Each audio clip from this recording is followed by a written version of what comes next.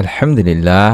আজ আলোচনা করব আমরা ফজরের ফরজ নামাজের পরে কষ্ট করে দেখে দেখে হলেও যদি একটি ছোট্ট দোয়া 3 বার পড়তে পারি, মৃত্যুর পরে কঠিন কিয়ামতের দিন মুসিবতের সময় বিশ্বনবীর সঙ্গে আপনি জান্নাতে যেতে পারবেন। সুবহানাল্লাহ। অত্যন্ত সহজ একটি আমল। আজকের পর থেকে আপনারা আমলটি করবেন এই উদ্দেশ্যে বা এই নিয়তে আমলের উদ্দেশ্যে ভিডিওটি সম্পূর্ণ দেখুন। নামাজ ইসলামের অন্যতম স্তম্ভ, আর 5 ওয়াক্ত নামাজই প্রত্যেক মুসলমানের জন্য ফরজ। প্রত্যেক ওয়াক্ত নামাজেরই আল্লাহ তাআলা বিশেষ কিছু ফজিলত দিয়েছেন। এর মধ্যে অন্যতম ফজরের সালাত। নামাজ কায়েম করো সূর্য ঢলে পড়ার পর থেকে রাতের অন্ধকার পর্যন্ত, এবং কায়েম করো ফজরের নামাজ। নিশ্চয়ই ফজরের নামাজ উপস্থিতির সময়। সূরা বনী ইসরাঈলের ৭৮ নম্বর আয়াতে বলা হয়েছে, নামাজের মধ্যে যেমন ফজরের রয়েছে বিশেষ গুরুত্ব, তেমনি সময়ের মধ্যে ফজরের সময়ে রয়েছে বিশেষ গুরুত্ব।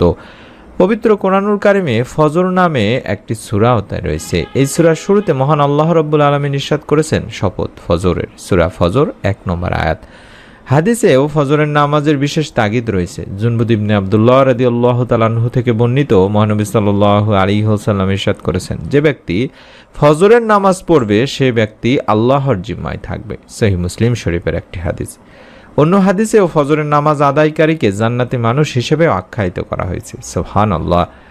আবু মুসা আশআরী রাদিয়াল্লাহু তাআলা আনহু থেকে বর্ণিত হাদিসটিতে আল্লাহ রাসূল সাল্লাল্লাহু আলাইহি ওয়াসাল্লাম ইরশাদ করেছেন, যে ব্যক্তি দুটি শীতল সময় নামাজ আদায় করবে সেই ব্যক্তি জান্নাতে প্রবেশ করবে। সুবহানাল্লাহ, সুবহানাল্লাহ। একটি হলো ফজর আর একটি হলো আসরের নামাজ। দিনী ভাই বোনেরা, সরাসরি জান্নাত প্রাপ্তির সুসংবাদ দেওয়া হচ্ছে। অর্থাৎ যে ব্যক্তি দুটি শীতল নামাজ পড়বে জান্নাতে সে প্রবেশ করবে। আর শীতল নামাজ দুটি হলো ফজর ও আসর। বুখারী শরীফের হাদিস থেকে আবারও তুলে ধরলাম। অর্থাৎ সরাসরি আপনি জান্নাত প্রাপ্তির সুসংবাদ পাচ্ছেন। সুবহানাল্লাহ। এবার আমরা এই ফজরের ফরজ নামাজের পরে কয়েকবার দরুদ ও ইস্তেগফার পাঠপূর্বক এই ছোট্ট দোয়াটি পাঠ করব। যে দোয়া পাঠ করলে বিশ্বনবী সাল্লাল্লাহু আলাইহি সাল্লামের সঙ্গে আপনি জান্নাতে যেতে পারবেন। সুবহানাল্লাহ, সুবহানাল্লাহ। যারা বিশ্বনবী সাল্লাল্লাহু আলাইহি ওয়াসাল্লামের একান্ত আশিক, তারা বিশ্বনবী সাল্লাল্লাহু আলাইহি সাল্লামের সঙ্গে জান্নাতে যেতে চান। হাদিসে পাকে এমনই একটি দোয়ার আমলের কথা বর্ণনা করেছেন তিনি। এই দোয়ার আমলে মুমিন মুসলমান তার সঙ্গে জান্নাতে যেতে পারবেন। সুবহানাল্লাহ। হযরত মুনজির রাদিয়াল্লাহু তাআলা আনহু বলেন, আল্লাহ রাসূল সাল্লাল্লাহু আলাইহি সাল্লাম বলেছেন, যে ব্যক্তি প্রতিদিন সকালে অর্থাৎ ফজরের ফরজ নামাজ আদায় করার পরে এই দোয়াটি বলবে। দোয়াটি আমি বাংলা উচ্চারণ দেখাই দিচ্ছি।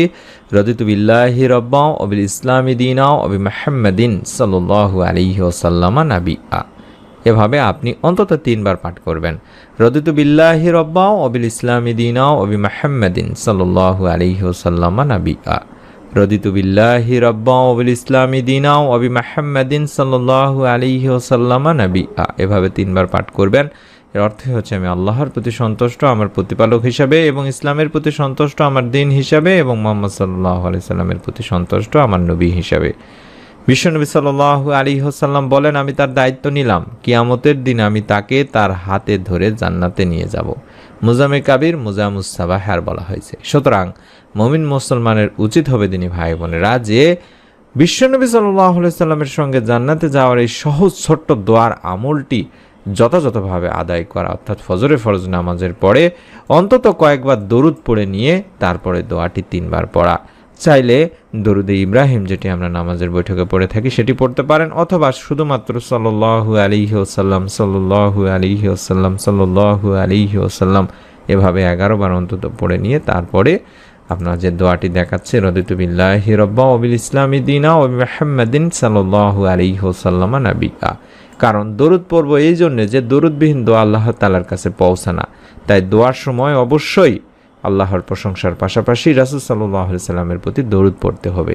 তাবারানী শরীফের হাদিসটি হযরত আনাস রাদিয়াল্লাহু তাআলা আনহু বর্ণনা করেছেন, যেখানে আল্লাহ রাসূল সাল্লাল্লাহু আলাইহি ওয়াসাল্লাম বলেছেন, যতক্ষণ রাসূলুল্লাহ সাল্লাল্লাহু আলাইহি সাল্লামের উপর দরুদ পড়া হবে না ততক্ষণ তা বাধাগ্রস্ত অবস্থায় থাকবে। অর্থাৎ তার দোয়া আসমান ও জমিনের মাঝখানে ঝোলানো অবস্থায় থাকবে, তার দোয়া আল্লাহ তাআলার কাছে পৌঁছাবে না এবং দোয়া কবুলও করা হবে না। তাই দোয়ার শুরুতে আল্লাহর প্রশংসা হিসাবে আমরা সূরা ফাতিহা পড়তে পারি এবং বিশ্বনবী সাল্লাল্লাহু আলাইহি সাল্লামের প্রতি দরুদ পাঠপূর্বক দোয়া করতে পারি। সংক্ষেপে আবারও নিয়মটি বলে দিচ্ছি, প্রত্যেক দিন ফজরের ফরজ নামাজ আদায় করার পরে কয়েকবার দরুদ পড়ে নেবেন। চাইলে সাল্লাল্লাহু আলাইহি ওয়াসাল্লাম, সাল্লাল্লাহু আলাইহি ওয়াসাল্লাম, সাল্লাল্লাহু আলাইহি ওয়াসাল্লাম এভাবে অন্তত 11 বার পড়ে নিলেন। তারপরে রদিতু বিল্লাহি রাব্বা ওয়া বিল ইসলামি দীনা ওয়া বি মুহাম্মাদিন সাল্লাল্লাহু আলাইহি ওয়াসাল্লাম নাবিয়্যা। রদিতু বিল্লাহি রাব্বা ওয়া বিল ইসলামি দীনা ওয়া বি মুহাম্মাদিন সাল্লাল্লাহু আলাইহি ওয়াসাল্লাম নাবিয়্যা। রদিতু বিল্লাহি রাব্বা ওয়া বিল ইসলামি দীনা ওয়া বি মুহাম্মাদিন সাল্লাল্লাহু আলাইহি ওয়াসাল্লাম নাবিয়্যা। তারপরে দুই হাত তুলে দোয়ার শুরুতে আল্লাহর প্রশংসা অর্থাৎ আলহামদুলিল্লাহ বলে দোয়া শুরু করবেন, বা সূরা ফাতিহা পুরোটি পড়তে পারেন। তারপরে দোয়া শেষ করবেন বিশ্বনবী সাল্লাল্লাহু আলাইহি ওয়াসাল্লামের প্রতি আবার দরুদ বা সাল্লাল্লাহু আলাইহি ওয়াসাল্লাম দিয়ে। তাহলে দেখবেন আল্লাহ রাব্বুল আলামিনের কাছে আপনার দোয়া পৌঁছে যাবে। আপনি কঠিন কিয়ামতের দিন মুসিবতের সময় ইনশাআল্লাহ আল্লাহর নবী, প্রিয় নবী বিশ্বনবী সাল্লাল্লাহু আলাইহি ওয়াসাল্লামের সঙ্গে আপনার জান্নাত নসিব হয়ে যাবে। মনের মধ্যে শতভাগ বিশ্বাস নিয়ে আজকের পর থেকে আমলটি অবশ্যই করবেন। যারা করবেন তারা ভিডিওটিতে একটি করে লাইক দিয়ে কমেন্ট সেকশন অন্তত আমিন লিখে নিয়ত করুন। পরবর্তী নতুন আমলের ভিডিও আপনার মোবাইলে পাওয়ার জন্য চ্যানেলটি সাবস্ক্রাইব করুন, বেল বাটনটি অন করে রেখে দিন। সকলে ভালো থাকুন, সুস্থ থাকুন। আসসালামু আলাইকুম ওয়া রাহমাতুল্লাহি ওয়া বারাকাতুহু।